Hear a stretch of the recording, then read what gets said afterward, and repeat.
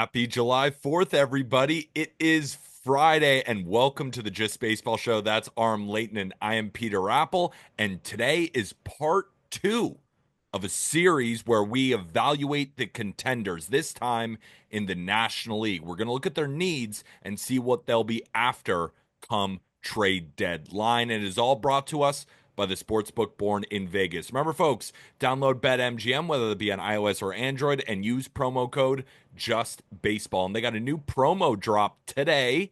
Place your first home run bet of the day, minimum $10 on any player. And if they have the longest home run of the day, win your share of $100,000 in bonus bets.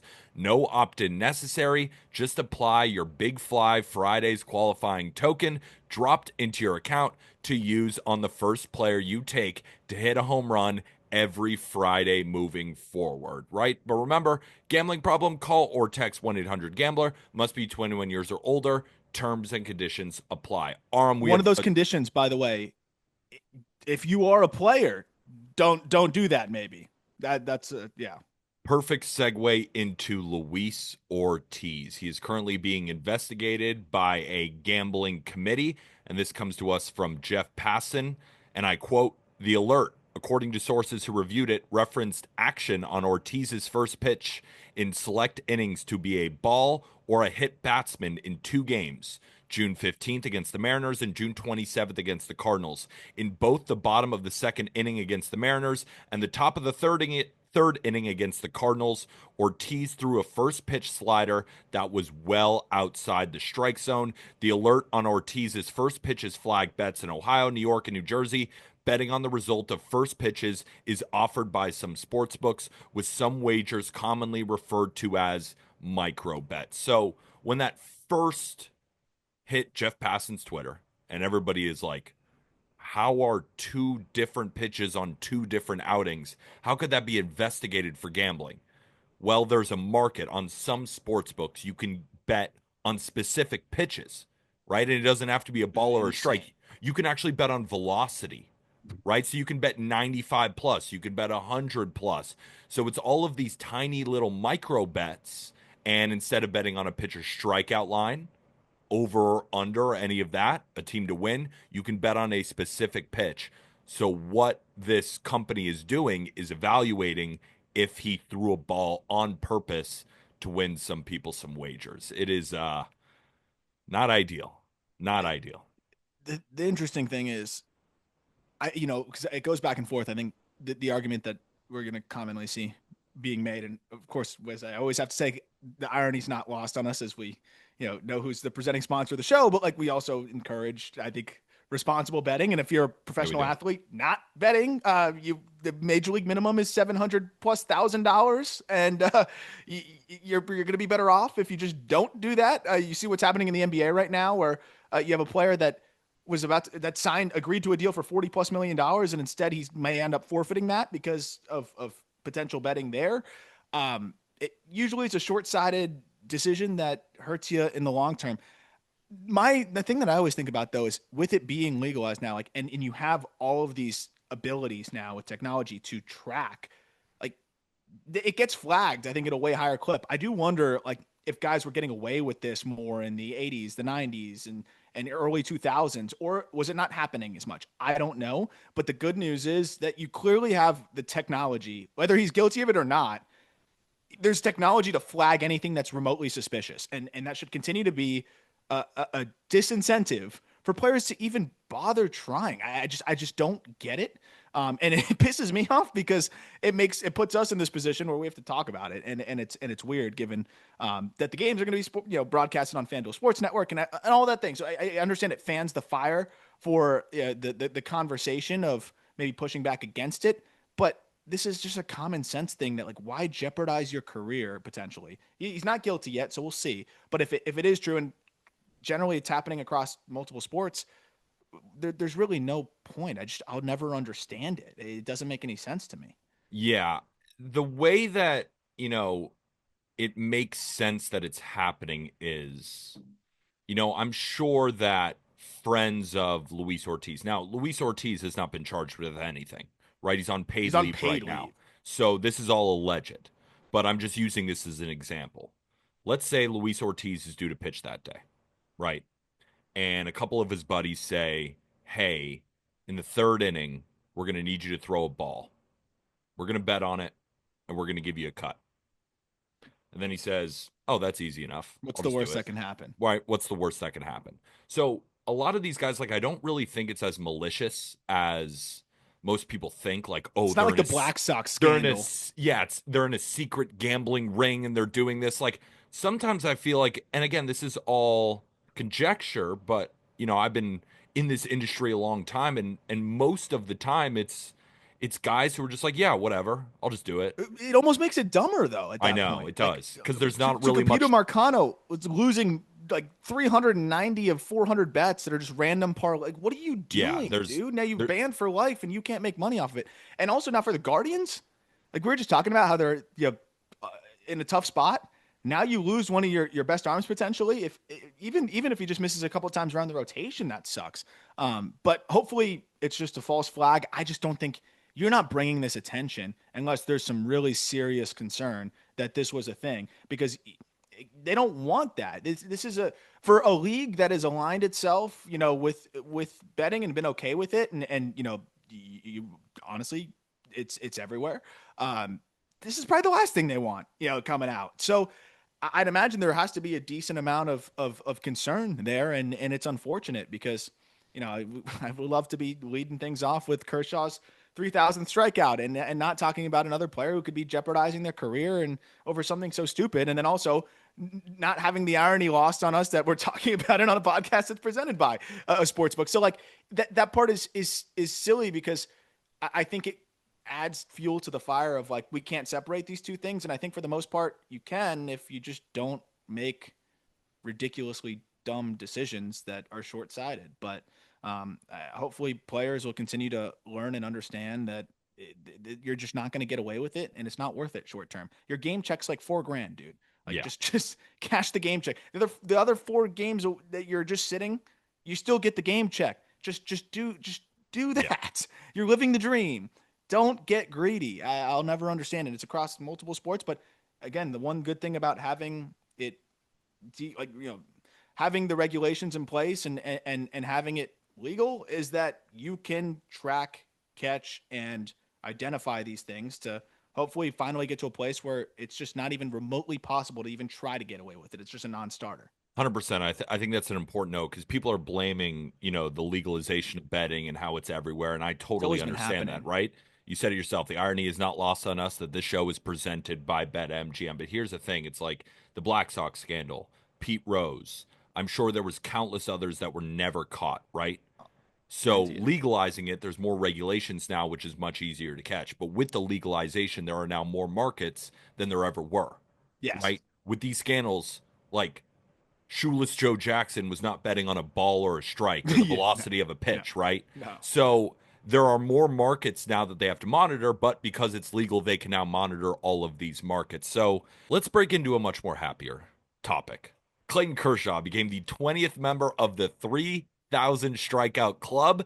And just to put that in context, 33 players have 3,000 hits. So it's much more rare to become a member of the 3,000 strikeout club. He's the 4th left-hander ever to do it, joining Steve Carlton, Randy Johnson, and CC Sabathia, and the 3rd player ever to do it all with one team, joining Bob Gibson and Walter Johnson. I was watching that game deep into the night, and it just brought back memories of my childhood, going to Dodger games all the time, living in Santa Barbara, California, watching a young Clayton Kershaw, watching his career, truly one of the greatest pitchers we have ever seen. And I think of our generation, he is number one and has a very good argument for the greatest pitcher of all time. He's definitely, I think you got to say greatest left-hander. I know people make some cases in other directions and things like that, but I think when you saw the way that how important, and of course, how could it not be, but how important it was to him and his family. We're kind of wondering, like, after the last shoulder surgery, like, you've had so many ailments over the last couple years. You're throwing upper 80s a lot of the time now. What was the driving force to just get him to push through another rehab and come back this year?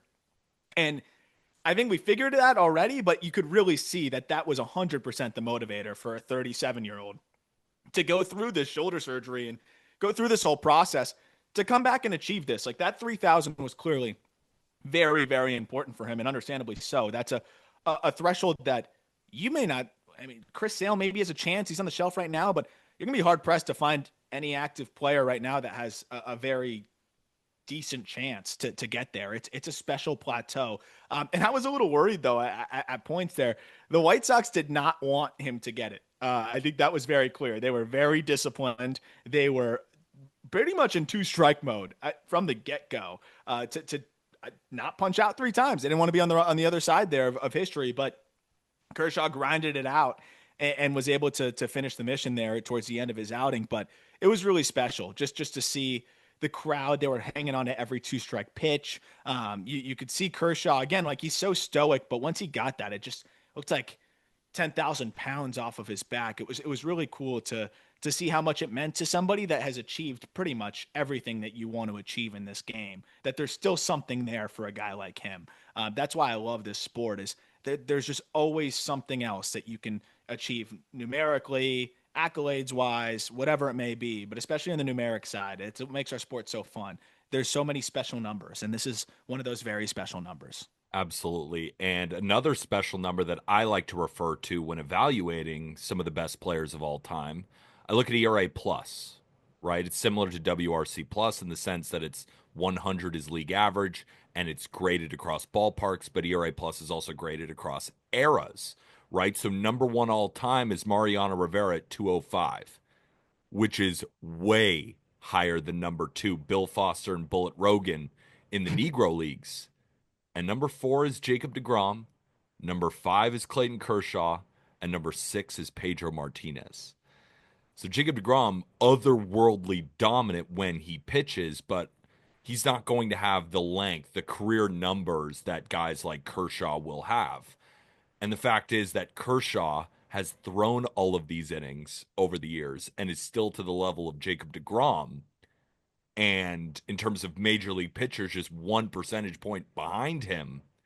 I think he's got that argument. Potentially, like we're calling him, maybe the greatest lefty, one of the greatest pitchers of all time. He has a argument for the greatest pitcher ever.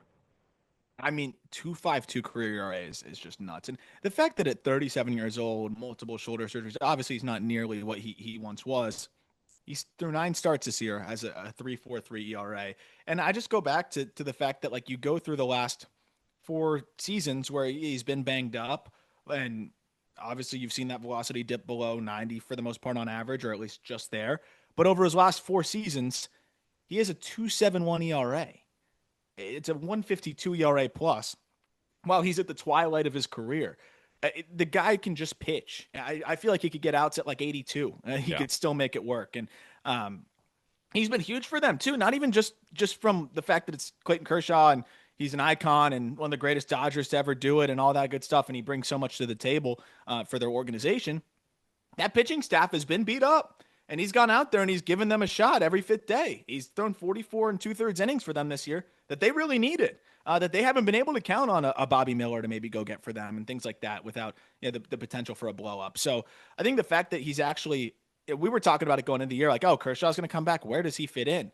Well, now he's actually been giving them some big innings Yeah. just to be able to keep that rotation moving. And, the offense is going to win a lot of ball games. I think it's a perfect example yesterday, but it was huge just to have him be able to give them quality starts or anything close to it.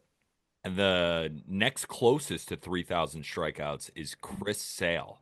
So right now he is at 2,528. And if we're looking back at ERA plus, he is 20th all time with 141. He's 36 years old. I'm curious, right? It's about 472 more strikeouts. Probably needs 3 more seasons to do it.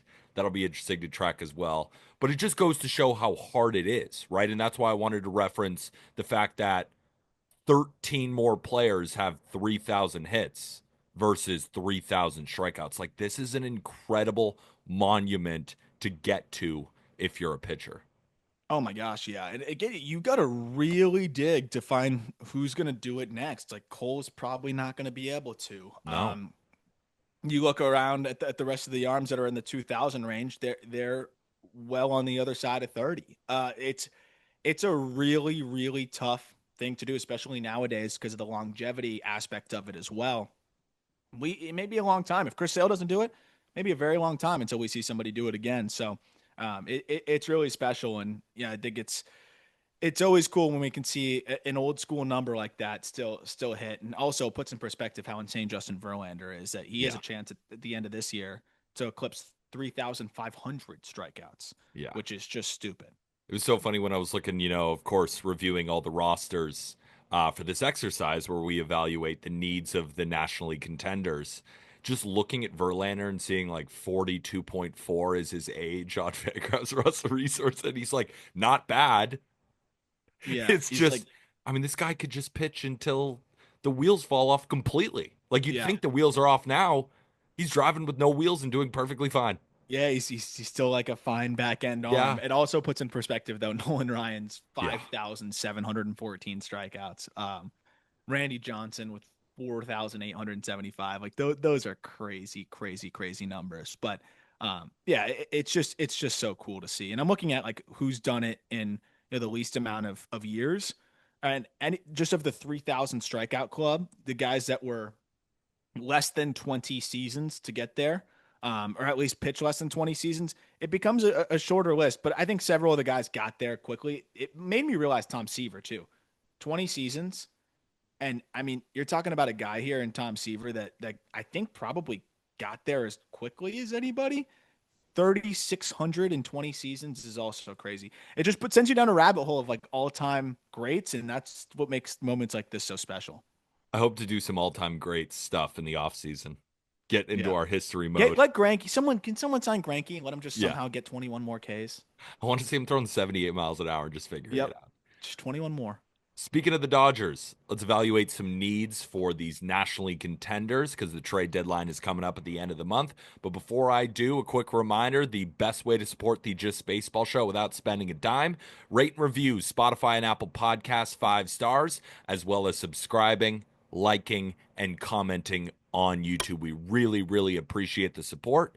And if you want a little bit extra, you can join the best baseball group chat in the world, our Discord. You can find the link in the episode description. If you look at our social media pages, All Star Ballot 2.0 was announced, where it was all voted on by the almost 800 members in our Discord. They came up with their All Star Ballot. We've been talking about mock trades as the trade deadline approaches, as the draft approaches. The Discord is popping right now. It's such a blast. $5 a week, or if you want to sign up for a month, it's $10. And then, of course, if you want to sign up for longer packages, those are all discounted as well. So you can find the link in our episode description. Let's talk Dodgers. It's kind of the classic thing again, even though they have about 15 starters at the start of every year. Come deadline, they need to add someone like a Lance Lynn. So I have a couple of written down for the Dodgers, but I think a very easy one is a rental innings eater. I don't think that they have to necessarily go after some ace at the deadline. But I think a starter that they could fill in, just get them to the playoffs when Snell, when Glasnow, when all of these guys return, and then you could just have an absolute monster of a rotation come playoff time when everybody's back. They've eased their way back in. Yeah, I'm. It's funny because I think we've talked about it. This in the one way that they can have some sort of a weakness this year is just the decimation of the rotation. But at the same time, you still have now Yamamoto throwing it at a ridiculously high level. You add Otani back to the fold, who's slowly going to get stretched out. But to your point, you're not going to bank on Otani to go 6, 7 innings, even. Like you want to manage him very carefully, and having somebody that can eat innings absolutely helps you do that. Also gives you a chance to maybe, if someone's not feeling great, skip them in the rotation, building Glasnow back up as he comes back from injury. I know he's already throwing rehab outings. And the same thing with Blake Snell, as you mentioned. I'm also now looking at the hitter side, though.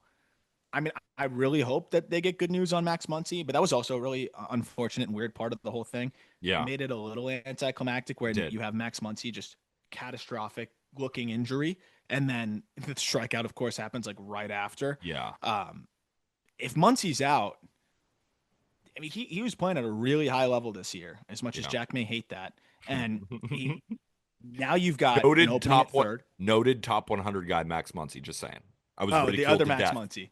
Yeah. Oh yeah, the other Max Muncy. No, this Max Muncy. Dodgers Max Muncy was firmly on the top 100. Oh, you're saying your top 100. My top 100. Yeah, you're Yes, talking about prospect Max Muncy. I'm talking about Dodgers Max Muncy. Both that's so Max funny. Muncys are on the list. Hey, you were right. 134 WRC plus. He's playing out of his mind. But now, I mean, you got to figure out third base because, yeah, you Yeah, could maybe plug Sung Kim in. That could work, but he's mostly shortstop, second base.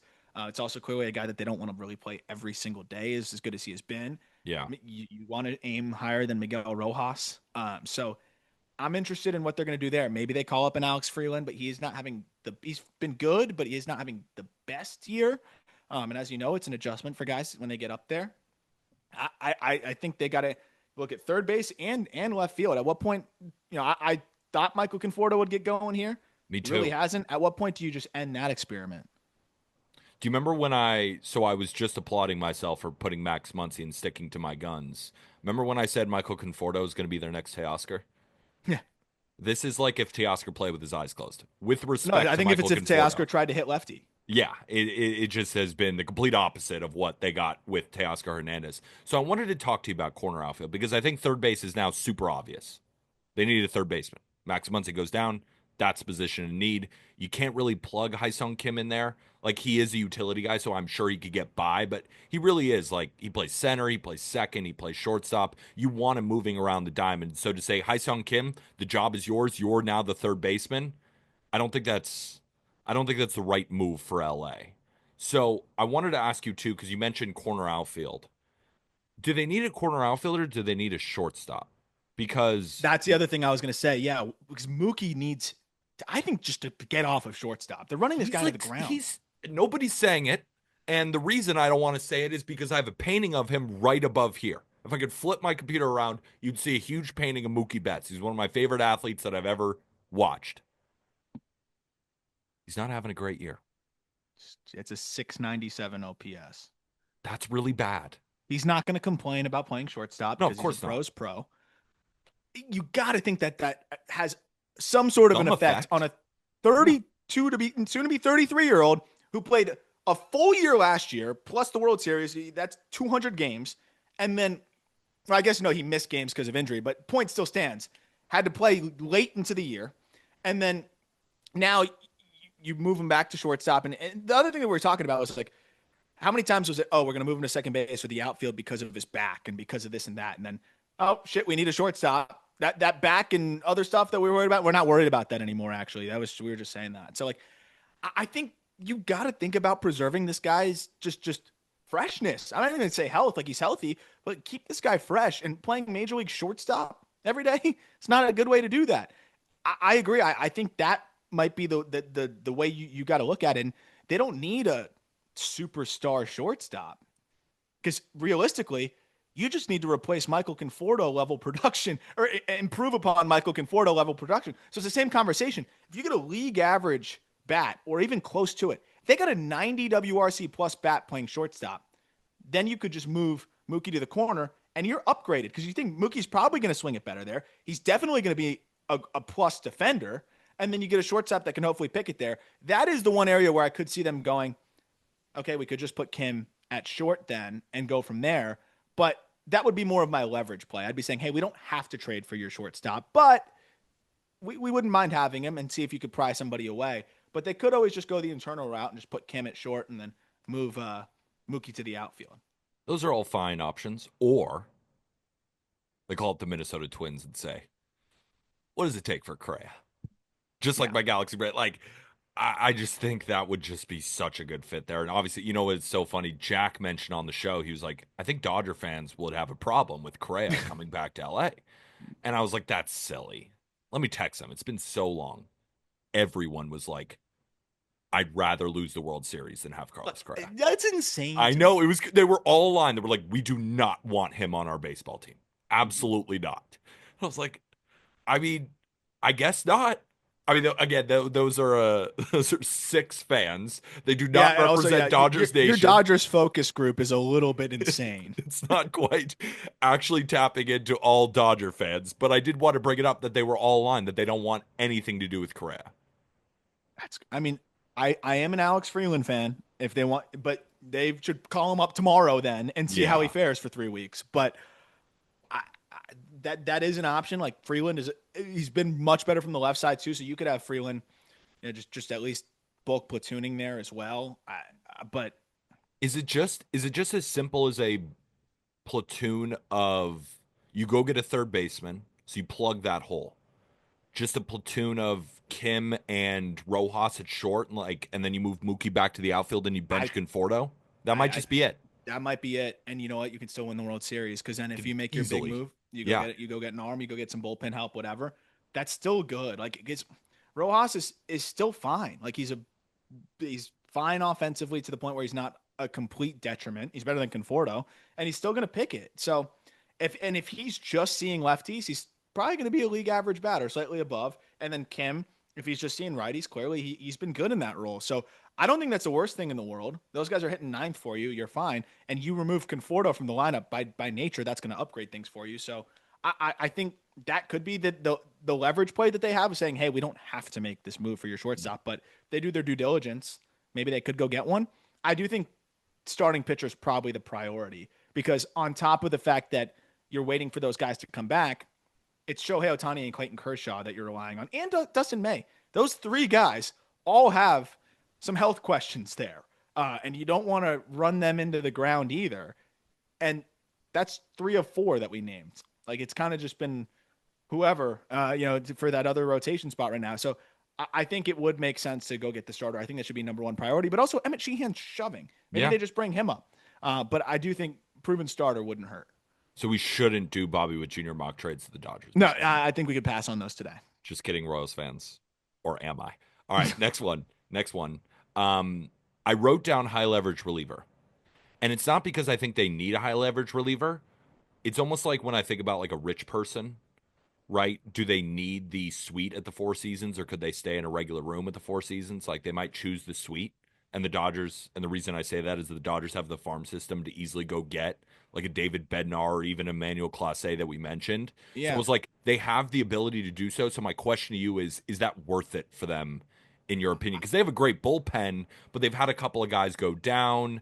Tanner Scott has not been quite He the hasn't been perfect. unbelievable reliever. And then you look like Kirby Yates is good, not amazing. Vesey is great. Like Kasperius has already thrown 56 innings, which you look at last year's leaderboards, like that would put him as like a pretty solid full season of work for a reliever. So I'm thinking about because the Dodgers they bring in a closer from another team. But Yeah. just because you can doesn't mean you should. So that's my question. Should they? I don't think you need to go crazy with like a class A because that'd be a crazy haul. But I like the Bednar fit. He's gotten a little bit hotter. You bring him over here. Maybe you can get him right even further. Keep building on the momentum that he has. And it's a guy with experience at leverage that I think would be good for them because you don't need him to close, but he has that experience there. So I think that's a good fit. I would love to see them use Sheehan potentially in the bullpen. That fastball would be gnarly, but I like the Bednar fit a lot. I think they should go get a leverage arm because I mean they've got some, but yeah, like you said, you can always add more. And with Scott and Yates not having the best year by their standards, it wouldn't hurt. I don't think it would hurt at all. Speaking of bullpen arms, let's talk about the Chicago Cubs. Now, with respect, Daniel Palencia has stepped into this closer role, and I love watching him pitch. It's just fuel. It's 102. I love how animated he is on the mound. They have found their closer. Is Brad Keller going to continue to just dominate? He might. I don't know. He I might have don't know. found a home. But Yeah, there's yeah. just names in here that, like, I can already hear Cubs fans like, our bullpen isn't as bad as everybody says. It's really not. Like, you're right. There's nothing wrong about that statement. Guys have stepped up in these spots and put together solid half seasons so far. The Think about thing the is, playoffs. I'm just worried if they can continue, and I'm also going to judge the Chicago Cubs like we are going to go win the World Series. And I don't think that this is a World Series winning bullpen unless you just had the most unbelievable starting rotation in the world, which they don't. Again, good rotation, not unbelievable. So we will need to add bullpen arms here. And I guess my question then to you is, do you feel like this bullpen is good enough where we're talking depth? Or do you think that this bullpen could really use a jolt of potentially going to grab a great closer? No, I think where they've been surprisingly great is that depth. They're second in bullpen ERA, I'm pretty sure. And like that's because of basically every player being solid, and just giving them a decent ERA figures. But Ryan Presley's just clearly not a leverage arm anymore, like a high leverage arm. Yeah. He's striking out less than 6 per 9. Palencia is the leverage arm. I think Keller, you can trust a leverage. Hodge, you could have made the case for if he built on what he did last year, but he hasn't. So I think they need another high leverage arm. Like, you're leaning on Palencia, who is awesome, but if that is your like go-to guy, he's young. He doesn't have a ton of experience there. I'm not saying he's going to regress, but he needs somebody else beside him other than Brad Keller. So I think that's got to be priority number one. I know people are going to talk about third base because Matt Shaw has been struggling, and the bench is just not good. But I think even more than the rotation, even though the bullpen on the surface has performed well in the playoffs, man, when guys have short leashes and you're going to the bullpen in the 6th inning, 5th inning, I mean, I don't know how many guys I trust in high leverage on the big stage, and I think that's where you got to go find somebody. Like, I respect the hell out of Caleb Thielbar. He's put together an incredible season. In the 7th inning, runners on base, playoffs. Oh, shit. Like, maybe, but it's like, do we really want to go to these arms in big You need spots? strikeouts, You and they need have one strikeouts. guy who averages more than 8.5 strikeouts per 9. Not now. ideal. Like, you need Ks. You need Ks. All right, let's talk about what you mentioned earlier, third base. Matt Shaw has really struggled since he got really hot in May, like got red hot, and was like, oh shit, here he is. And then he's put up an OPS below 600 since, so it's not ideal. And then the problem is that they have Justin Turner, John Birdie, Vidal Brujan. They can all play third, but with respect, they all kind of stink. Yep. I'm sorry. It is what it is, right? None of them have turned together good or even average or even below average offensive seasons. Why does right? everybody need a third baseman? Everyone needs a third baseman. It's we're talking about second base like being the worst position. Like, I think there's like 6 good third basemen And they're all just not ever going anywhere. ever going anywhere. No. Yeah, like Jose Ramirez is never leaving. So I don't know how they're going to address it. It almost feels like the Cubs may find a player that might not necessarily be a third baseman and just be like, you're our third baseman now. Like we mentioned last year with Jazz to the Yankees. Yeah. That could be an option where you're just like, yeah, we need you to play third here. Because I've seen like the Cabrian Hayes rumors. I don't get that. Are the Pirates I going to give them Keller and Cabrian Hayes, like all these in division deals? I guess. Yeah. It's bizarre. Bizarre. And you don't want to go get a guy with control because you still believe in a 23-year-old Matt Shaw to like get to a point where he's your future at third base, right? So you don't want to just fully block him and put him in limbo there. But when you're trying to win the World Series this year, maybe it is a utility piece or a guy that like can plug in if he's playing really well. But if Shaw's swinging it, then they're splitting time and sharing. I do think it's more of a guy that can play all over because then if Shaw is playing really well, great. You've upgraded your bench that I think is a big problem right now.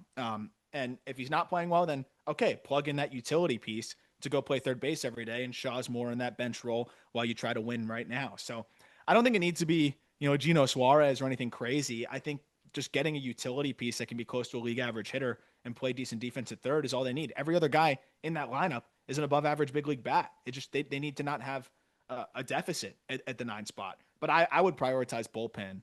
And try to get higher impact there. And then again, just a league average hitter in that 9 spot at third base is fine by me.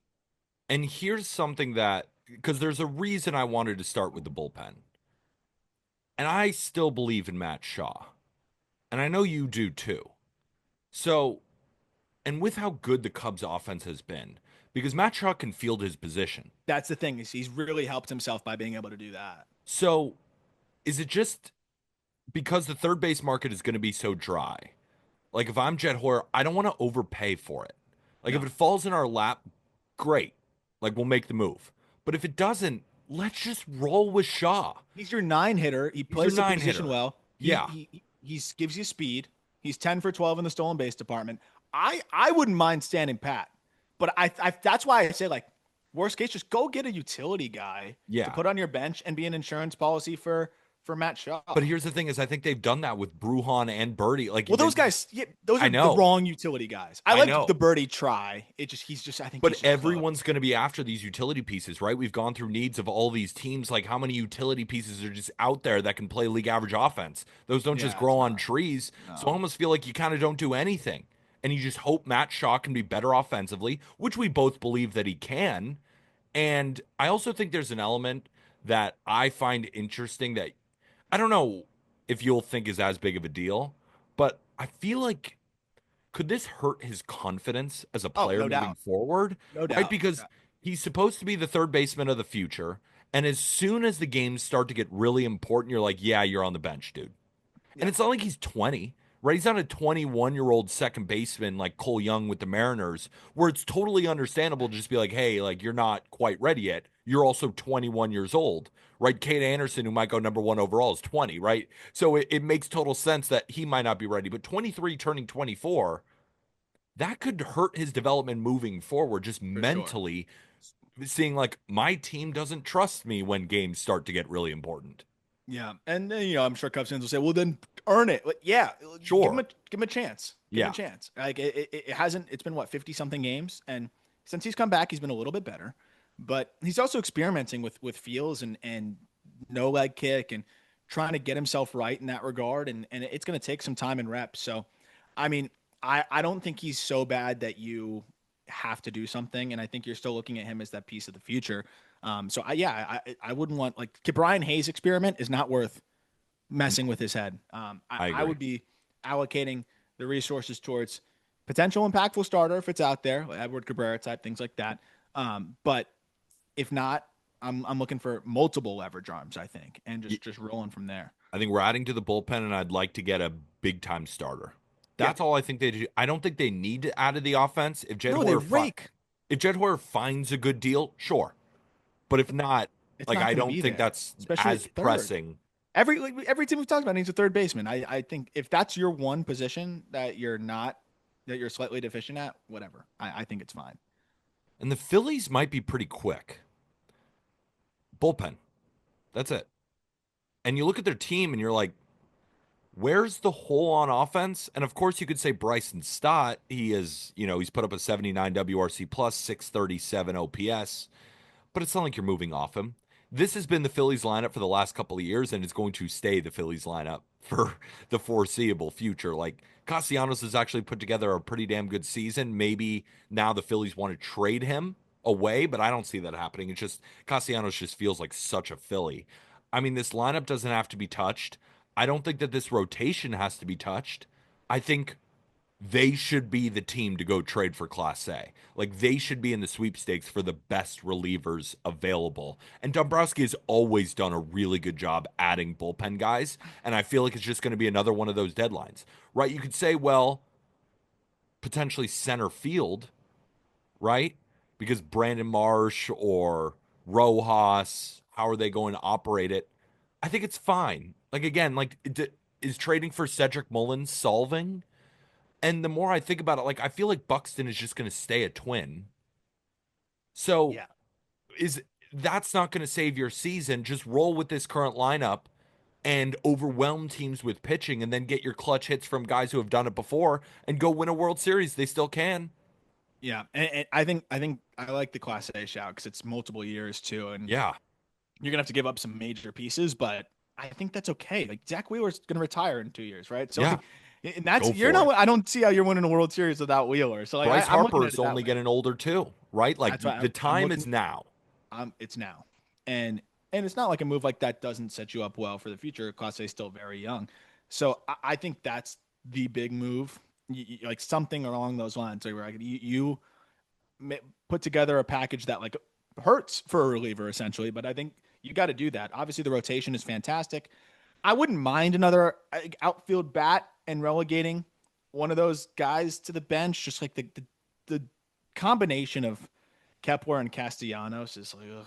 I know Castellanos has been all right, but like Kepler's been disappointing.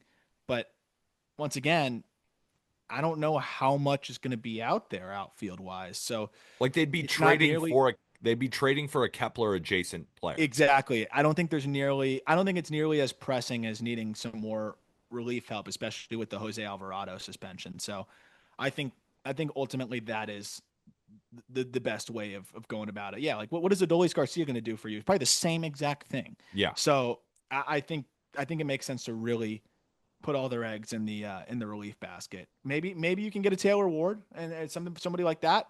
Angels are I wouldn't buying. mind. I wouldn't mind a bat like that. But yeah, they're buying. So They're buying. I, I'd go with all in on relief help. I agree. Yeah. And I want to talk more about the Phillies. I love talking about the Phillies, but like it is what it is. Real Yep, bullpens. And that's we'll it. talk about which bullpen arms will be available on future episodes. Let's talk about the Mets. The Mets have been a little bit of a slide, but again, that can happen. And I think what we're seeing is the bullpen start to break down a little bit. Starting pitching staff starting to break down a little bit.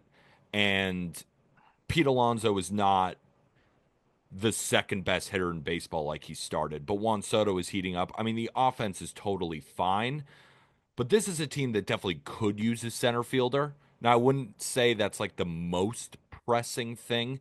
I want to talk about a left-handed reliever, of course. I want to talk about some starting pitching, but I wanted to talk center field first. Do you think it's a pressing need where the Mets potentially, like, it might be a good idea to overpay a little bit?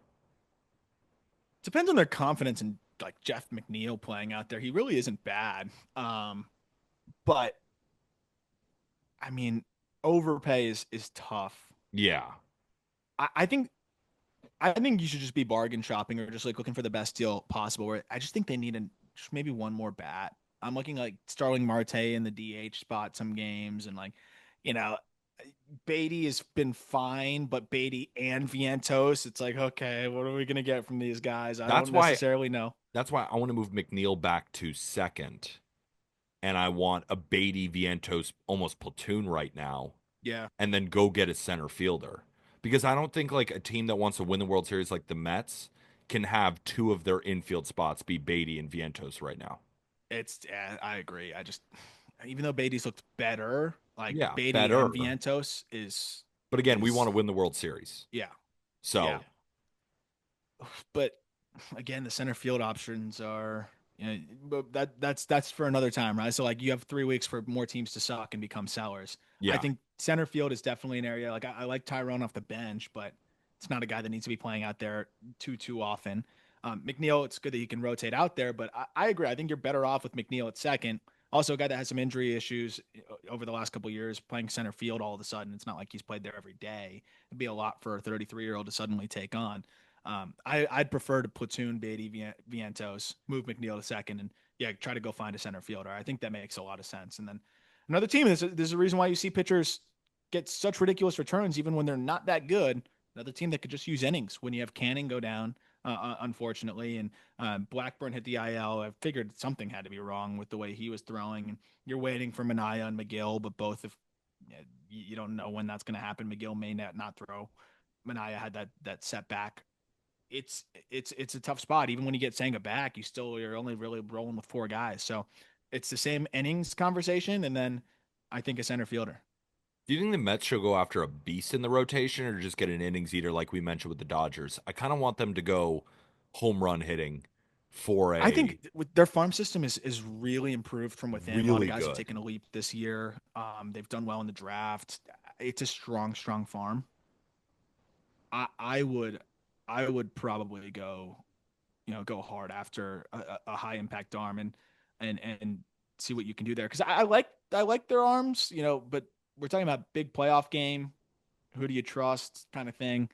I would shoot, for maybe a high impact arm because you have the prospect capital to make it happen. I mean, Noel McLean is looking like, and that's a guy that they could actually just call up. Noel McLean could be a guy that gets opportunity.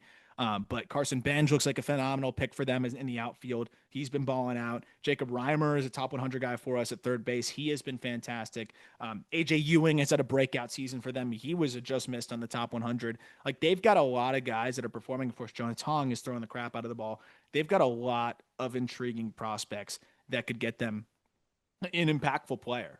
So if I were them, I'd get aggressive and try to cash in. I agree. The reason I want a home run hitter is I'm thinking about their playoff rotation. And I'm thinking just off the top of my head, who do I trust? I trust Senga. I trust Mania, but again, both of them are injured right now. And then you got Peterson, who I do trust, and then Clay Holmes. And what's Clay Holmes going to look like after a full workload? So it's like if we could get a stud at the top, all of their jobs get a little bit easier. So Yeah. that's why I want to go big fish hunting, use this farm system, and get an I absolute mean, stud at the top of the rotation.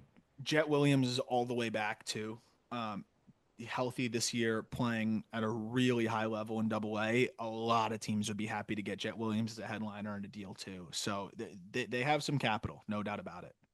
And then bullpen. I think that this team is really feeling the loss of AJ Minter. And then you look at their, and not just because he's a great reliever, And but Kranick. and Kranick. But the reason I was mentioning Minter is you then look at their bullpen and it's all righties outside of Richard, known as Dicky Dicky Lovelady. Lovelady, and Brandon Waddell.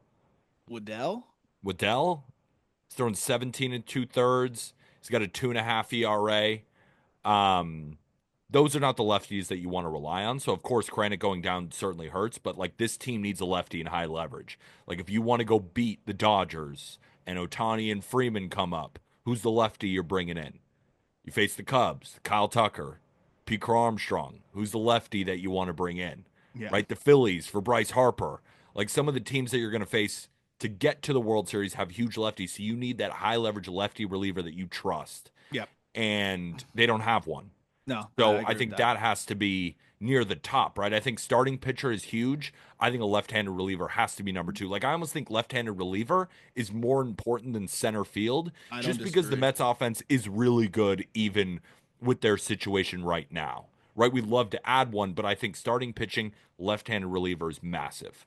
I don't disagree at all. I think that's a good shout. And uh, again, left-handed relievers usually you're going to pay a little bit, but they've got a lot of capital. Even like Drew Gilbert having a decent year, like that. That's a guy that I'm sure they'd be happy to move. So they have a lot of capital to make something happen.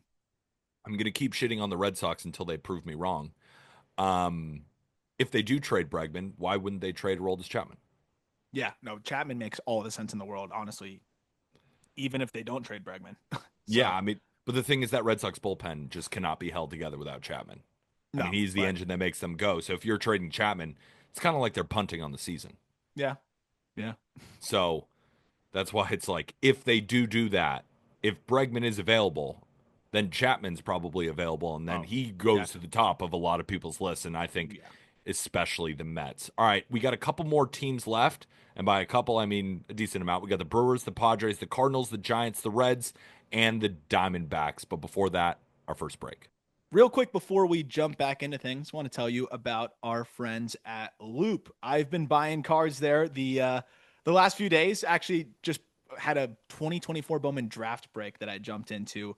That is so much fun. I actually pulled a Chase Burns auto out of Wow. 250. I was so excited about it, and then he gave up 25 earned runs the other day. Of course, that's right after I pulled it. But Loop is a safe and fun and easy to use platform where you can actually trust that you're going to get the cards that you either buy on the marketplace or that you buy or get out of a break, because they are using vetted sellers, card shops, and of course, breakers that have been approved through their process that you can trust are actually going to get you your cards the way that you saw them on the break, and timely as well. I couldn't believe how quick they got here. I was ready to actually go get it graded, and I was so excited. I'm like, okay, quick turnaround time, because I might just sell it because the market's so exciting for Chase Burns right now. Then he got bombed away on, so I'm like, you could take your time. We'll do 2 weeks, or we'll do 2 months on the turnaround for the Chase Burns grading at PSA. But the other thing that I really love about Loop is that it's a really fun interactive process as well. Where I mean, when I'm jumping into these breaks, the breakers themselves are a ton of fun personalities that are really into baseball or whatever sport that you might be into at the time that you want to buy product of or that you're ripping into. They tell you about the product, what cards you could be looking for, and just have fun with you. And that's the thing that I'm excited about. Where we're going to be with hit seekers out there, who I did just buy that into that break with on the platform at the National. I'll be doing a live stream with them, so keep an eye out for that, where we'll be ripping cards on there and answering questions and hanging out, but it's also the interactive aspect of the other people that are jumping into these breaks, and you talk to them and what cards they're going after. They also have a marketplace for you as well, where you can buy individual cards too, and that's where I've been just trying to canvas and look for more of my 2024 draft cards to look for. And the best part is if you go to loupe.cards/jbaseball, that's loupe.cards/jbaseball, you'll get $10 in credit on a $50 purchase. So that can go towards buying into another break or buying singles or whatever it may be. I suggest personally getting into 2024 Bowman draft because all of those players are balling out right now. I just talked about Carson Bench. So that's definitely an area, if you see some breakers ripping that, to get in on that, or to just buy some individual cards there with that $10 credit. That's loupe.cards/jbaseball. The link is also in our episode description. Feel free to let me know whatever cards you pull or buy. Remember to go check that out in the episode description. All right, let's talk about the Milwaukee Brewers. So I was talking about this in our Discord, and I said, do the Brewers need to do anything? And then someone immediately goes, shortstop. And I was like, yes, I wrote that down. Like, Joey Ortiz is not having a good offensive season. But Joey Ortiz is not known for his offense, right? He's a really good defender, and I'm sure they don't really want to move off of him just because of a bad 3 months of offense. I know he's never been truly offensively incredible by any stretch of the imagination, but I still think he is a slightly below average league hitter who can play really good defense, and that's, I assume, who they want at shortstop. So, and knowing the Brewers, what are they going to call the Blue Jays for Bichette? Like, no, that's And not they're in in first their place MO. now, despite what Michael K says. Exactly. Despite what Michael K says, they are in first place. So I'm thinking about, what do the Brewers do? And, because I don't need to add to this rotation with Freddie, Mizrowski, Quintana, Priester, and Chad Patrick, with DL and Hall and Logan falling too, Henderson. and Logan Henderson, and Brandon Woodruff's going to make his debut up here in the next few days. He's back. Can't wait to watch him pitch. Maybe Tobias Myers has something in there if he gets right. So here's my question. Do you trade big league talent for big league talent if you feel like you even have to address anything? Like, do you trade a starter to a team that needs a starter that could potentially part with a bat? I mean, If they've that done that. opportunity was out there, I mean, it's worth getting creative, no doubt. Yeah. But yeah, I'm looking at the offensive situation. You could consider moving Terang to shortstop, who can definitely play a high level shortstop as well, and then figure things out there at second base and go acquire a second baseman or give some guys an opportunity there. But yeah, I mean, I don't think they need to do much. Yeah. To be honest, I want to see them try to do stuff because like should always be buyers. But with the way they spawn bullpen arms, I doubt they're gonna want to really do that. I would say maybe an outfield bat, just because I don't know if I want to put all of my eggs in the Isaac Collins basket. As good as he has been this year, just maybe a little hedge, But I think just I in do. case. What if I do want to put my eggs in that basket? I I mean, then you can. I I'm kind just of it would want make me a to. little nervous. I like him. I like him. He's He's good. got He's a good good ball play player. discipline, good defender too. I think he's a good player. He might. Yeah, I mean, he very well could be. I just I know. maybe just like a backup plan there, just in case. But Durbin's swinging it better now. I mean, they're in a good spot overall. Yeah. I don't know if there's a specific area where I'd be like, you have to add here. They're never going to make a huge addition. I'd say maybe just a vet reliever. Yeah. I'd say like Abner Uribe has been awesome, but like I would probably want somebody else with a little bit more experience. Speaking of also in leverage. Speaking of Abner Uribe, for all my holds appreciators out there, I always get a few DMs, like a week really, people being like, hold. Like Kittredge just got a hold. Like, I love it. Like My holds he's appreciators out the there. goat of holds. Abner Uribe went from getting sent down to he is now leading Major League Baseball in holds. Wow. I hope they bring that up in his arbitration hearing. Been in You know how many holds he has? It would matter to me. If I'm on the other side of the table, I'm like, you know what? You earned it. Wins. It would be such an easy negotiation for him. I'd give him whatever he wants. He's holding it down. He is holding it down. I mean, 2.25 ERA in 40 innings already. Striking out close to 12 per 9. Just one. I would say just reliever. I think that's really it. And like, if they don't, it doesn't matter. Their bullpen is awesome. Yeah, I mean, Yeah, they're the Brewers. So Yeah, that would really be it for me. I don't have much else to add. Like they're really good. Like they're just a really good ball club. just to wrap up, you don't think they need to add a shortstop. They could if they want to, but you don't think it's like pressing. Yeah, it's just so against their. I mean, what they're gonna do there because you're gonna have to pay a pretty penny. And I think you could adjust from within to still make that work. Where I think, okay, you move Terang over to short, then you can, I guess, move Durbin over to second, and then you figure out third. I think they have to try and maybe look around, but I still think you're looking at Joey Ortiz as a guy that could be your shortstop of the future. It's been a rough year, no doubt, but I don't know if you're at a point where you're just relegating that guy and saying, no, he was a 3-win shortstop last year, or not even shortstop, but he was a 3-win player last year, and like I think can play a really solid shortstop and has some interesting underlying batted ball metrics. He was a 3-win third baseman last year, really. So I think you got to give him a little bit more runway and just see what happens. And it sucks. It's just a tough spot to be in, but I think you just got to hope that he gets going. Yeah. Because I just don't know how you're going to be able to add a shortstop that's going to be a major upgrade. And it's kind of the Matt Shaw side of things as well, where it's like, is it worth really putting Ortiz in that position right now when you think you're still looking at him as your potential shortstop of the future? Yeah, I agree. Let's move over to the San Diego Padres. And I feel like their needs are very, very apparent, right? It's not often that, you look at contending teams and it's like, yep, this is a definite hole and we can definitely address it. Left fielder, please move Gavin Sheets back to DH. He can Mm-hmm. still hit. We're just going to go out a corner outfielder. Bing, bang, boom. He could be lefty. He could be righty. Just needs to rake. That's it.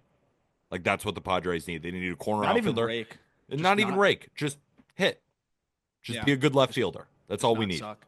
Yeah, Yeah. I mean that's really all they need. And catcher wouldn't hurt, but I think corner outfield is definitely the most pressing. And just having a guy in left field that can just hold his own because you've got the Yeah. superstars, right? And I know they're not playing quite at that level yet, but you've got Tatis, you've got Merrill, you've got Machado playing at a really high level this year. Those are the guys that are going to carry you. Cronenworth is giving you a good season. You just need to not have that gaping hole. And right now, it is kind of a gaping hole. So that's the area that, without a doubt, I think makes a lot of sense for them to add. They do have a lot of left-handed bats, so maybe a right-handed hitting corner outfielder. But I think either way, to your point, like it's just they just need to be able to hold it down. So that's the number one area I'd be looking. And then if you can find a catcher, sure. But I mean Diaz, I think is fine. I didn't write down catcher just because the catcher market I think is going to be so thin. And I feel like if Elias Diaz was on the Pirates or the Nationals or a team that's going to sell, we'd be like, oh, the Padres could use Elias Diaz. Yeah. It'd be like trading for one of those kind of adjacent guys. And it's like, I'm sure these pitchers like pitching to Maldonado. And then you got Elias Diaz when you need a little bit more offense. And that'll just be a relative hole in your lineup. But if those two can hold it down defensively, I think you're fine with that because the lineup is stacked with star power. And if you really add a good left fielder, I mean, yeah, there's no perfect lineup. Your catcher Yeah. won't really hit, but it's fine. He's gonna hit eighth, ninth, and catch for you, and it is what it is. Yeah, and Xander's coming along a little bit to where Yeah. he's definitely not a liability. No. He's fine. So I think just being able to have a little bit more balance through the lineup, that's a no doubt spot for them that I think they definitely need to address. And then starting pitching, right? Because you look at their current rotation, it's Pavetta, it's Cease, it's Randy Vasquez, and it's Stephen Kolek. Now, you assume Michael King is going to return at some Yeah, point. hopefully. You Darvish is going to return at some point, but still, like those guys are returning from injury. Like we need a stud here. So my question to you is, do they have the farm system still? Like could Preller still operate and get a stud? Because I don't Yeah. think an innings eater is really going to help them. I think they need a star. Yeah, I mean, we just talked about the Brewers and the Mets, and like the Brewers have one of the best farm systems in Major League Baseball, but it's moot because like they rarely trade from it unless they're getting a starter like Quint Priester with like 5 years of control. So you look at the Padres, it's thin, but they always have just enough to make it work. They're not going to trade Leo DeVries. I think for a really impressive talent like a player that can actually help them. I could see them maybe trading a Salas, but like Cash Mayfield, their first round pick, he's throwing all right. I could see them moving him. Boston Bateman is throwing the ball really well. I could see them moving him. Um, Again, they don't have a ton to work with here, but I think they have enough to where they could piece it together. Like you look at like the trade they made with the Marlins, it was kind of like here's four pretty good pieces, and I think they could kind of do that. The other thing that they could consider trying to do is trading a relief arm with some control so that they don't have to dip into the farm system as much. But there are some individual prospects that I think teams actually would be a little bit higher on than like what you'd see from the public rankings. Like a Braden Net is really talented, throws the ball really well. It's just a little bit of a command question.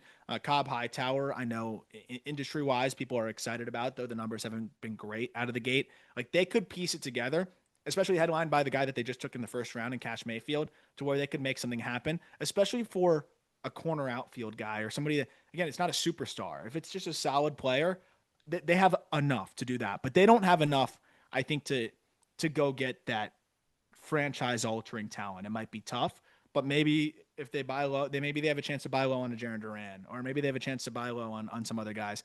That could be the way that they do it.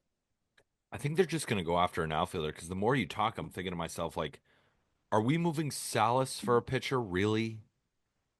Like, it's just, Especially when you look at their catching situation right now, it's like yeah. that Salas is at least going to be better than that because he's Yeah, an elite defender. he's the Like, future here. yeah. It's like we can't, for what, a really good rental pitcher when you are getting Darvish back. And you'd be selling low because Salas is hurt and still hasn't Yeah. produced at the minor league level yet. But and people might say, well, then why do you care about holding on to him? You catchers like that defensively do not grow on trees. He's would still almost be in high school. Like Yeah. it's the bat is going to come along enough. If he's a 100 WRC plus guy, he could be a 4-win catcher. Look at Pat Bailey. So Yeah. it's not a guy I'm just moving because his offensive numbers haven't been good. Well, you say, look at Pat Bailey, and Pat Bailey will be like a 3-win player with a 60 WRC With plus. like a 4 Yeah. WRC plus. Like, yeah. So yeah, I think we're just going after a corner out, like a left fielder. Art. We know the plan. We got the system to do it. We've said Jesus Sanchez's name for about, I think the whole year. Like I think Yeah, the whole year we've been like Jesus Sanchez is a Padre. it just I don't know why he isn't already. And he's Yeah. boys with Arias. Like just do it already. Just get it done. But I imagine they're probably aiming a little bit higher. But that's a guy that like just helps in the short Yeah. term. So I think that's the easy one to look at. Maybe you try a Brian Reynolds or something like that. Maybe they can try to pry him away. But it seems like that type of move could make a lot of sense for them. Let's move over to the St. Louis Cardinals. They're definitely in an interesting bucket because, you know, looking across social media, Ryan Helsley is on everybody's graphics of guys getting traded.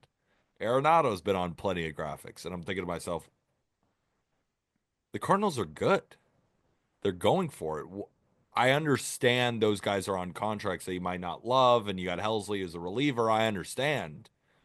But I'd like to just straight up add, and I also want to do this exercise where we're just straight up adding.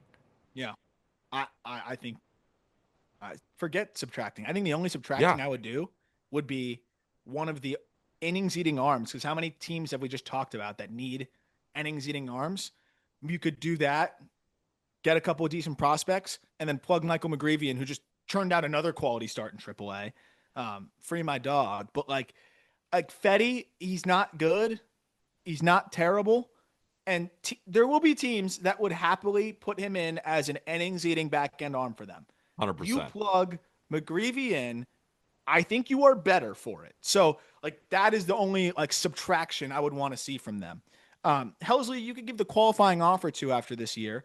And if he turns it down and you lose him in free agency, you're getting a draft pick. And I don't know how much more insane of a return you're going to get than that when he's pitching really well, but it's a rental that is not throwing at the peak of his powers right now. I He's agree. throwing well, but not the peak of his powers. Uh, I'd want to add, but to that point, what are you specifically looking to add? I want to add a power bat DH, and I want them to call the Braves for Ozuna. I know we're not supposed to Ooh. mention names, but that's who I want because right now Nolan Gorman is the DH, and it's just like, he's fine, right?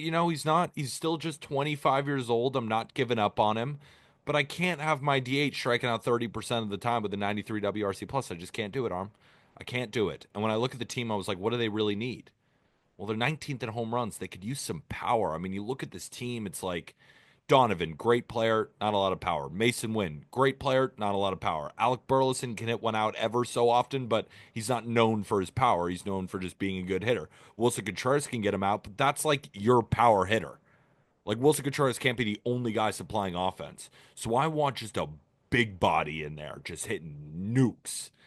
And who's more perfect than the former Cardinal Marcell Ozuna?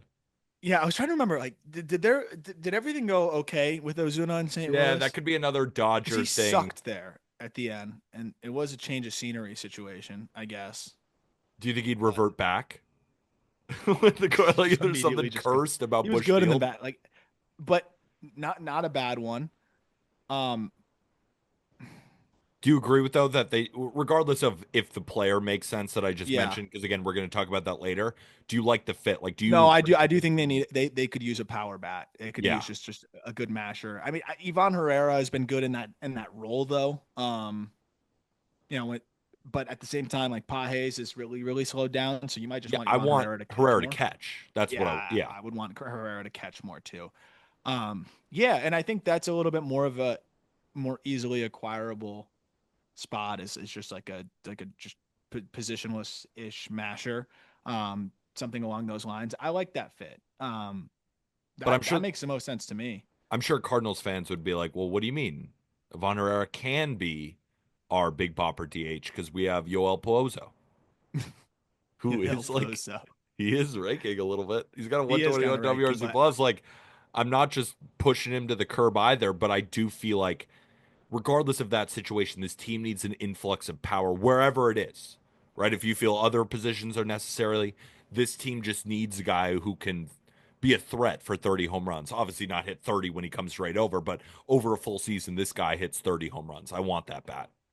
I'm with you. I think just a solid power bat to add in the fold makes a lot of sense. And then honestly, I wouldn't do much else because the rotation's in a decent spot with Yeah. again McGreevy right there waiting in the wings.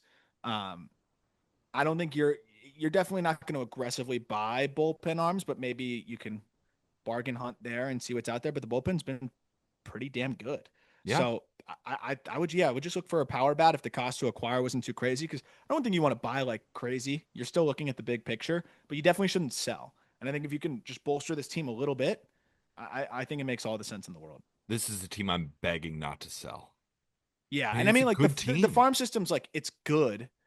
It's not great. It's probably close to average, but that's part of the reason why I don't think I would buy aggressively. But it's also why I would maybe move off one of the like a Eric Fetty. You'll get a couple back end top 30 guys or whatever, and go from there. But you know, like you look at the farm system, you're not going to trade Weatherholt, you're not going to trade Quinn Matthews, you're not going to trade Leonardo Bernal. Um, so all of a sudden it dips off a little bit. And I wouldn't even want to trade Chase Davis and those guys. So it's a decent farm, but it's a lot of guys that you probably wouldn't want to move given where they're at as a franchise. So like, could you move a couple of your like second tier guys and just get an expiring, you know, just DH type, maybe right-handed masher that could even just platoon with Gorman? I think that's the easy way to do it. How big would it be if Jordan Walker could come back and just Oh my start? gosh, yeah. Oh, But that's I the don't think they're answer to holding the their breath power for bat that. question. Yeah. Yeah. Ugh, What it's just it's appendicitis right yeah. now too. But I don't know what in the world. It's he's still young. He's 23, but man, it's been tough. Move over to the San Francisco Giants, and kind of similar to the Padres, I see a pretty big hole that I think can be addressed, and it is second base. Tyler Fitzgerald, he's got a 615 OPS. He can play his position, but at the end of the day, like he had a fever dream. It was awesome. I was really entertained by it. I remember talking about it last year. I was like, holy shit, this guy's amazing, right? He had Yeah. that month and a half where, I'm like, you know what? Maybe I'm buying it. This is awesome. I'm having so much fun. And I think I had the blinders of so much fun watching him because the Giants of last year, their offense wasn't that great. And then he would come up and you're like, he's making everything happen. But at this point, the offense, we could talk about a couple other positions because I think this team they need a couple of bats. But I think second base is the most pressing option. I like Casey though. I like Casey Schmidt still. I think he could just play second. I You get Chapman back. Schmidt will play second. He's just on the IL right now because he got drilled in the hand. But um, that's why I could see them just rolling with Casey Schmidt at second. Chapman comes back. He plays third. I feel like first base is like glaring, Yeah, I mean Schmidt. glaringly bad. To be fair, you might be right. Like Schmidt was hitting pretty well up until that injury. I just feel It's a like, great defender. yeah. And when you have Matt Chapman there, it's not like you're gonna put Casey Schmidt at third where he's used to. Like he can still pick it at that position. You're right. I might be fine with that. I guess it's like, but then my counter argument to getting a first baseman is like Dom Smith's like hitting pretty good right now. Yeah, Now, of and I guess you course, could it's platoon with Wilmer or whatever, yeah, but I don't know what this like. I don't know what you add to this team. me It neither, because I don't really feel the need to add a starter. The one thing I would like to go get if I am a Giants fan is another left-handed reliever because a they have higher Eric. impact starter. Like who's getting the ball game three? I mean, I like Landon Root. He would get the ball game three. You like him game three like that much? No, but I'm also not picking the Giants to go win the World Series. You know what I'm Then what's saying? the goal? I, that is an interesting question. What is the goal here? I mean, the goal could be to go win I a think World Posey wants Series. to win a World Series. Yeah. I mean, we could just go swinging and go get a great starter and go get a big time bat. I mean they got their big time bat endeavors, which But they kind of of need course another one. helps. I feel like it's more I would want a higher impact starter, but although maybe one of Birdsong or Roop like is enough in game three to get the ball. And of I, course, I you still think have Verlander. Maybe he's got something left. the bullpen is nasty. Obviously, like Duvall, Randy Rodriguez is unbelievably good. Tyler Rogers is disgusting. I, I don't really know. And then you look at the first base situation. If those guys are floundering, like they may finally just give. No, I shouldn't say finally. I think they should take their time with him. But Eldridge can get a shot. He's in AAA. Bryce Eldridge is one of the best power hitting prospects in baseball. And it's not like they have the most robust farm system. It's gotten a little bit better, but it's not loaded. Like it's definitely a situation where I don't think you're just subtracting immediately. I could see them maybe moving at Carson Wisenhunt, but he's not going to be headlining a major package. Then it's kind of thin from there. Like Bo Davidson's had a really nice year, and he looks like a solid prospect for you, but he's a pop up guy that's raking in high A. Their other top prospect is at the rookie levels and Johnny Level. Dakota Jordan has had a nice year, but he's a project. So I don't know if they have the capital to go make anything crazy happen, which is part of the reason why we saw that trade. Like it was a guy they just drafted and major leaguers. Like it's because that's what the Red Sox wanted over their prospects. So it may be hard for them to pull anything super significant off. Hmm. I wonder what they're going to do. I wonder what Posey does. Because I wonder if Posey sees this team and he's like, yeah, we can go win a World Series. And, I would love that mindset. And then they keep making splash after splash after splash. And to your point, maybe they go get a first baseman, maybe it's a second baseman. But regardless, we agree this team could use another bat. And let's say Yeah. they then go get another big time starting pitcher. I mean, they'd kind of be gutting the farm at this point. That's the only. It would be gutted. And Eldridge is untouchable. So So from then there, like you move Tibbs already, you you can't really get anything of major significance otherwise. I want to see Posey get in his bag and go bargain shopping for a pitcher, and then let's see what that pitcher looks like. I Yeah. want to see that. Well, That's what I'd like to see. he's So, going to be busy. I think he's aggressive. so to wrap up on the Giants, do you think a bat is more important or a starting pitcher? Uh I probably like to see a starting pitcher. Hmm. I wouldn't mind seeing a starting pitcher. I look at the Birdsong and Roop like walk rates, and I'm just a little concerned that they could hit a little bit of a wall at some point, but maybe not. I wouldn't mind a proven starter. I see where you're coming from. And then just to wrap up again, left-handed reliever I think is important. Like they have Eric Miller, Yeah, that's great, but when I see a team with one lefty, I'm like, all right, we have to add more. So yeah, yeah. All right, let's move over to the Cincinnati Reds. And the Reds are a really interesting lineup because they have a lot of different players that could move positions if you need to, right? Because you might say, right, if you look at the Reds in their current starting lineup, who's got the lowest WRC plus? Well, right now it's Christian Encarnacion Strand. But then you could say, well, we'll move Matt McClain to third. Well, now we don't have a second baseman. Well, now you can move Gavin Lux to second base. Then you don't have a left fielder, and then you could go get a corner outfielder. So the reason I bring all of that up is I think the Reds should be on the hunt for just kind of the best bat available and then adjust their own team based off that. Or do you think that they should just be hunting for a specific position? I think best bat available. It's kind of what they did with Lux, right? Where they're just like, hey, we want to go get a bat, and we have Yeah. an opportunity to add Gavin Lux, and we'll figure out where we're going to put him. And that's somewhat what they've done. I think with where they're at, and you're hoping like McLean gets hot, and if that happens, okay, then you're going to want to move somebody somewhere else. If Will Benson starts to struggle again, like, okay, well, that's a spot that we want to add a guy. So I think it's 100% just bargain shopping and seeing what you could get at what position. I don't think there's a specific spot that jumps out to me. I think the most pressing need for the Reds is this bullpen, right? Because Oh they were yeah. expected Alexis Diaz to continue to be their closer, but unfortunately he had a rough year and was sent down. And then now he's a Los Angeles Dodger. Emilio Pagan has stepped up and done a really, really good job, right? He's got 18 saves, he's got a 3 ERA in 36 innings, tons of strikeouts. He's been awesome. But I would like to add leverage arms here, right? They got a couple of good arms. Like the bullpen has not been bad at all, but they could certainly use a boost. So if I'm the Reds, I think that's another team not just looking for depth, which they should be looking for depth, but also let's get a high leverage beast of a closer as well. Yeah, because then you're going to get some depth back when Ashcraft comes back, and he looked like Yeah. he was solid and starting to settle into that role. I agree. I think it's just got to be a high leverage arm that's kind of been there, done that, and I think them as much as any team because they definitely need someone to shut the door, especially in that ballpark where one swing of the bat you can get burned by a home run. Like Yeah. you want a swing and miss guy that can shut the door, and Pagan has been that this year, but I think they need somebody alongside Pagan for sure. And then the rotation, I'm not touching. No, no.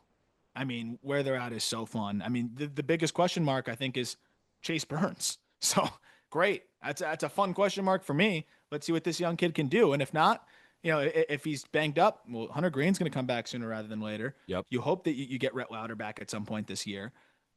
They've got options. That their rotation's in a great spot. Great spot. So if I'm them again, I'm just going best bat available because I said, well, maybe then a corner outfield. Well, you could also move Steer then to the corner outfield. So maybe it's first base that you need the option. So literally outside of shortstop and center field and catcher, I can be convinced of a bat anywhere and then they can move around guys. And And that again is a testament to the Reds. Like a lot of those guys can play a lot of different positions. So that's a really good sign for this front office where they don't feel like we're locked like for the Padres. I don't love being I have to get a left fielder. Like best yeah, left fielder available if I have to pay more and the other team across the negotiating table knows I need a left fielder. Where the Reds like we can just operate in best bat available territory and I think that'll be good for them and then just load up on relievers and let's go shock some people. yeah, no doubt. I agree. And the farm system's probably the strongest it's been in the last couple years because even if you graduate Chase Burns and Rhett Lauder, South Stewart has taken a big step forward this year. And he's produced every year, but just being able to do it at double A the way that he has. Cam Collier's healthy and performing at a pretty good level. Chase Petty struggled in his big league stints, but a lot of teams would be very excited about a starter who's knocking on the door of the big leagues that, has the stuff that Petty has. Edwin Arroyo still has some intrigue as a utility type that can really defend as a switch hitter as well. And then, Hector Rodriguez has been a breakout guy in their system. Tyson Lewis looks like a steal for them out of the draft. Alfredo Duno has been a power hitting catcher for them. Like their system took a big leap this year. So I think, I know a lot of Reds fans are very like gun shy about potentially moving some of these guys. The only guy that I really wouldn't want to move is South Stewart. I'd be fine in the right trade moving some of these other guys. And they've got, I think, plenty of pieces that they could cash in on that I think could help them, upgrade this roster and still keep the farm system in a pretty good spot. I agree. And if I'm a Reds fan right now, I understand why they'd be hesitant to move some of these guys because, to your point, the farm system is improving. These guys are putting up good numbers. You get excited about the future. But this team can really compete right now. Mhm. I mean, right now. Chase So, Petty's the perfect dangle piece, I think, yeah. to be able to move, and then you add some complementary pieces, and you may not even have to move some of the bats that you're excited about. And again, yeah, with the starting pitching depth, like Rhett Lauder could get you a ton. I'm not saying trade him. Of course, I'm not saying trade him. I'm just saying they could trade Rhett Lauder tomorrow, get a big time bat, and not really feel Rhett Lauder's absence because they are so rich with starting pitching, which is in such a good position to have. Now, with that said, we say teams are rich with starting pitching and then guys go down. Yeah. But the thing is, Hunter Green went down, and we're not adding starting pitching. That's how deep this is. So yeah, if I'm them, I'm getting creative. I'm excited to see what they do at this deadline. I really hope they don't just stand pat. No, Like I I really real hope they don't just be like, "Oh, we're pretty good. Like why go spend money?" No, like this team can be good. I know they've been inconsistent all year, but you see what they look like when they're hot, and if they somehow figure out a way to sneak in, but even if they don't, I think we've talked about this before, and I think it was a really good point that you made like almost like a year ago, that these guys playing competitive September games is huge for morale going into next season. So if you buy at the deadline, maybe you just miss the playoffs or something like that. This team is going to be reinvigorated next year and really hit the ground running. And potentially they could win the division because I love the Cubs. We'll see what happens with Kyle Tucker. That division can be wide open. So I think this front office needs to show these players we love this group. We're going to buy and we're going to go for it. And if we fall short, that's okay because next year we're going to go for it even harder. I agree. I mean, you need Ellie De La Cruz playing meaningful baseball. I think you need these guys to feel that, and it sets them up next year. And look, you don't hire an 89-year-old Terry Francona to be your manager unless you think you can do something in the next couple years. So let's go for it. 89-year-old Terry Francona. That's kind of funny. All right, last. I always say last but not least, but with this exercise, it's Literally, it literally the is the least. least. It is the least, and I don't mean to be mad, but I also mentioned to you because the exercise is 3 games wild card or better, right? 3 games within. The Diamondbacks are technically there. How can this team buy?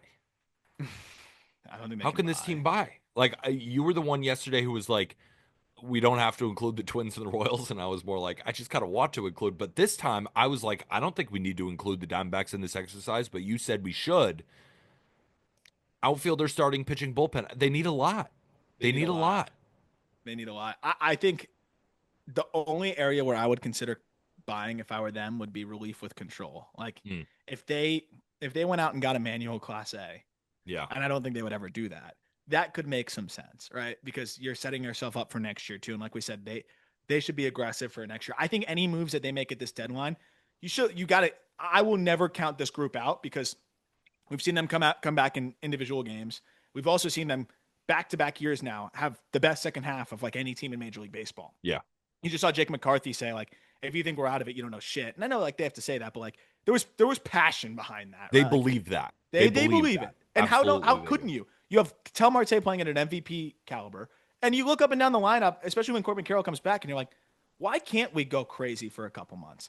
I'm not saying they will, and they've been. I mean, the answer would be you go over and look at the bullpen and say, oh, that's why we can't go crazy the next few Yeah. months. But I, that said, I think the offense can keep them alive. And then you just hope that Zach Allen isn't the worst pitcher of all time over the last couple months here, but we'll see. Uh, the pitching is the big problem, and I don't think you do anything crazy to address that. But I do think that you could potentially, and we've seen teams do this, you add at the deadline in focus for next year as well, which we know this team is not going to go into rebuild mode. No. Maybe if they do sell, it's only going to be selling the rentals that you knew they weren't bringing back anyways, like a Suarez, who's just and a Naylor, who's probably not going to come back either. They have to But trade Suarez. I mean, how many teams have we mentioned third base? They're I going to get know a they may. haul.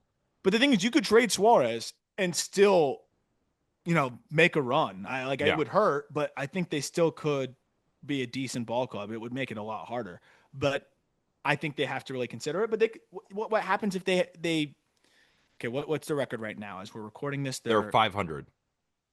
let's say they're by the deadline 4 or 5 games over 500. What do you do? You can't subtract at that point, right? Like I know. But then I you've keep thinking to invested so myself, much. all right, you could cash in and you could win the deadline. How many teams have we mentioned that need a big time bat? Josh Naylor, going to be a free agent. How many teams need a third baseman? Gino Suarez. I mean, it's right there. It's like the perfect They have pieces. two of the How best. many how many teams need an innings eater starting pitcher? Merrill Kelly is perfect. I mean, they have the perfect pieces for what every single buyer wants. Yeah. Like, do you think nobody's going to call and be like, "Can we get Shelby Miller?" I mean, they No, of could course. crush this deadline and still be good next year. Yeah. That's why it's just like, even if they are a few games over 500, Martinez ain't coming back. Puck ain't coming back. I Like, know. to get there, it probably feels like the way they got to a few games over 500, like you're saying, is that the offense just went crazy, I would assume. But can you bank on that? I mean, maybe you can because the offense could just be so prolific for long stretches of time. So maybe they just lead you there. But what are they leading you to in a National League that's so tough? That's the thing. Maybe So the third wild card? Maybe? what makes them so tough is you usually could just be like, all right, well, then you just stand pat. They can't because they have No. two of the best expiring assets bat wise on the market. So I would be, if you're going to add, it's a soft add of reliever with control, right? So you're looking at the Jake Birds of the world or the Anthony Benders of the world or whatever it may be, because it sets you up for next year. But I think it ultimately still is more likely that they cash in on Suarez and Naylor and then go into next year and ready to make some big moves and try to win a World Series. But it's very hard to justify, especially because their farm system, it's not bad. I was It's just definitely about to gotten a lot. ask. It's gotten better because of this last draft. I think they smashed it with Waldschmidt and Caldwell. But after Lawler, Waldschmidt, Caldwell, and JD Dix, who they also got in this past draft, Demetrio Crisantis is the top 100 guy for us as well, but he's out for season. It drops off like pretty quickly. I'm sure like Tommy Troy's had a nice bounce back year. Gino Groover's been pretty good this year. Like those are guys that I'd be okay moving for like a reliever with control or something like that. But that's it, right? Like if Tommy Troy and Gino Groover aren't getting me, if they're not getting me something that helps next year, then I'm probably not doing anything because Yeah. I'm not moving Waldschmidt or Caldwell or Chrysantis to try to bolster this team up right now. That's why we bolster the farm and we trade off these assets. And, it's so funny. Like the Diamondbacks, like if they were to click, like they could still win games without Naylor and Gino. Well, That's how good the Adrian offense Del can. Castillo's healthy now. They could plug him back into He DH just slash first rakes base or whenever he whatever. plays. He homers every game, I think. Yeah, he's fantastic. So they'd be able to slot some guys in. Like now, you're giving Lawler some serious run, right? And I know Diamondbacks fans might cringe at that because they've seen his run so far and it hasn't been good. But at some point, you got to see what you got. Yeah, it's like the Mayo thing. It's like the Kobe Mayo thing, who's Yeah, starting to settle in. starting to settle in. But So yeah, I think when hearing about their farm, even if they're a few games over 500, they have to sell these expiring pieces. yeah, it's more likely they do that. And I think that'll do it for this Yeah. 4th of July edition of the Just Baseball Show. Hopefully, everybody enjoyed it. And again, the best way to support, rate and review 5 stars on Spotify, Apple Podcasts, or like, comment, subscribe on YouTube. My last word is a continuation of yesterday's last word. So, for anybody who might have missed it, make sure you go check out that episode. But I asked Aram, what's the biggest animal you could take in a fight? And my galaxy brain, my tinfoil hat, said that I could beat a camel. And you didn't give me a lot of pushback because I think it was No. such a random animal that you were like, wait, maybe? But someone in our comment section, immediately as we posted this on Twitter, said, and this Dominic with 2Ks, 85. This is what ChatGPT says on beating a camel. And I quote, unarmed, no reasonable combat scenario ends with a human beating a camel without serious risk of injury or death. Also, this, he continues, no, the average man would almost certainly lose. But to be fair, I'm not an average man. Quickness, agility, speed, and just a determination that can't be beat. It wouldn't just be a loss, it could result in serious injury or death. Fighting a camel is not just a bad idea, it's borderline suicidal unless you're armed or have specialized training in animal handling. Now, I wouldn't be armed and I don't have specialized training in animal handling, but I have a will to succeed. And that goes underrated in these fights. When I texted Determination. you last night, that what I And then, realized was like, Aram, how do you win? this was my favorite thing. He texted me like 4 hours after the podcast. Dude, no shot you kill a camel. How are you doing it? And then I text back, speed, agility, and brute force. Doesn't even respond. I was thinking about like, what do you choke it out? Or are you just gonna keep right hooking it until it knocks out? Like, how do you put that thing down? think I think not going in with a game plan serves me well. Think on my feet. Like that's what I do. I got flatter feet. I was never known for speed, but in a life or death scenario, like I'm getting out of the way. And if I'm getting out of the way and maybe I tackle it to the ground, put some punches into those humps, Into the there's an humps. outside shot that I win. I honestly don't even know what the playbook would be. Just you're gonna choke it out, But the jump thing on is, back and choke does it the out. camel have a playbook for Peter Apple? Yeah, Might be for a kick you in the regular human. face. I just told you about my quickness, about my lateral quickness. No, it's not I gonna work. I'm gonna die. I yeah, can I sponsor this? Can we make this happen? My Camel cigarettes. We need more sponsors. I want to see this matchup. So I don't, but I will talk shit on a podcast to make myself feel good about it. So that'll do it for this episode. Hopefully everybody enjoys their 4th of July weekend. For Arm Laden, I'm Peter Apple. We will see you next week. And with that, thank you, everybody.